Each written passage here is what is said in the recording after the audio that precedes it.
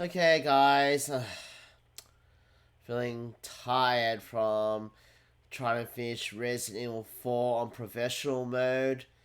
And currently, from the way it looks, I might get an A at least. And this is with U Game Plus, by the way. If you watch any of my streams, though, I don't know what happened in the last two. It seemed to keep getting skipped frames, even though my settings were the same for a bit. But then it stops halfway through. I don't know. Maybe my computer's just messed up, or the year update just made things harder for me. Streamlabs update might have been terrible as well. But either way, the game's a nice challenge with U Game Plus, and I'm wondering, should I try to get S Plus rank? If this was during lockdown, I'll be like, yeah, did it, because that's actually ironically what happened in the last two games. Resident Evil 3 Remake came out like in March when the pandemic was about to start, and that's why the opening was so ironic about a virus breaking out around the same time as COVID. And yeah, I finished on hardcore. Then, there was one after that. Then Infernal with U Game Plus, and I did it without U Game Plus, and that was one of my first major videos I recorded. And this was before I got the equipment and stuff, so my voice sounds even worse. I might actually watch that again to see how it was, but yeah, that was one like I was so obsessed playing with that. I'm just actually glad that I didn't have to go to work, otherwise that would have cost me sleep, or I might not even try the challenge at all. I don't know how it will work, but we'll just see how it leads to that. And then when Resident Evil Village came out, well, that was in May, and that was before Delta hit lockdowns. But I was actually in hospital for a month, like not a month, for a week or two, so I didn't get to play it properly. They just fished it on normal or something, or hard. I think I fished. Yeah, I usually do the second hardest difficulty when I notice the hardest difficulty is almost impossible. And yeah, I finished that a bit tough the first time with without Visual Shadows. It was still tough with U Game Plus. Then yeah, then the Delta thing went really serious, and then like I'm bored. Let's try fish Visual Shadows without any upgrades. And I'm like, this is so hard, and yeah, I actually had to use a guide and everything for that. And I actually felt kind of glad I did it though. I actually felt more sad when I finally beat the last boss and I accomplished one of my almost impossible goals. Although, unlike number 3 remake, I actually did use video guides and YouTubes to work out strategies for things I was just so clueless about. But yeah, I somehow did it. Yeah, in remake 3 turns out there was a glitch to somehow, push it to make it easier. I did not know that, so my guide does not have that. So, yeah.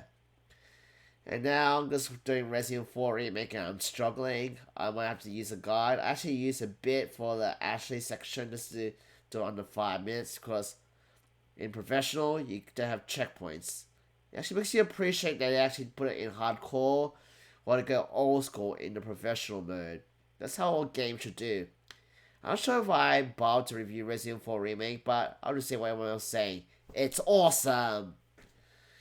Yeah, I actually started some work on the Code Veronica review. Not made much progress, but it's some progress. I hope to do all the reviews by the end of the year. Might do actual some other stuff as well. But yeah, finishing a game on the hardest difficulty and getting S rank is an interesting concept. It does add replay value. If Resident Village had a ranking system, I'll probably be stuck trying to get S rank for that. I've never done it for 7 though.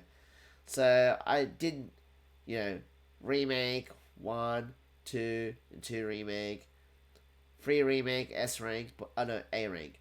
I only got A rank. Now I went S rank. Should I ever do that for the originals? But yeah, remake 2, I actually did get S rank naturally because it actually isn't too hard on the hardest difficulty compared to remake 3. And for Code Veronica, yeah, for my review, I actually did get the best rank for that. And that actually Also, ironic happened when I actually got COVID for that 1 or 2 weeks. Without that, I probably wouldn't even attempted to get A rank because that game was kind of long and hard to do in one sitting when you have a job and family and stuff. But when you're in isolation, easy peasy. I'm just wondering, like, with Revelations 1, haven't done that, and Revelations 2 the highest difficulty, or 7. If I do it now, though, I'm going to try to do it once per year, or when I'm not doing other games at the very least, because, yeah, I basically started Final Fantasy 6, the 2 streams so far, that's how far I got up to. I need to do Celeste, which I've been saying I'll keep doing, but then part of me gets back to Resident Evil. And I do want to finish Final Fantasy because this goes back to the basics of storytelling and trying to learn things and feel things again. Resident Evil has that some feels, but nowhere compared to RPGs, which I'm hoping to get more into that. And Celeste, get back to platforming, try to be more of skills. I'm not sure if anyone watched the music game. Oh yeah, I also want to upload my EMS score from the streams. Well, there's too much to do here. But yeah, Resident Evil 4 right now. I actually played a bit after the stream last time, so up to chapter 12 now. After you fight Krauser. Hopefully, I should be able to finish it. Let's see, I think I should aim for Tuesday. Monday I might be really busy. Tomorrow. Okay, that cough tells me I need to stop talking. Thank you for listening for my update and have a good day. Or night, depending where you're from.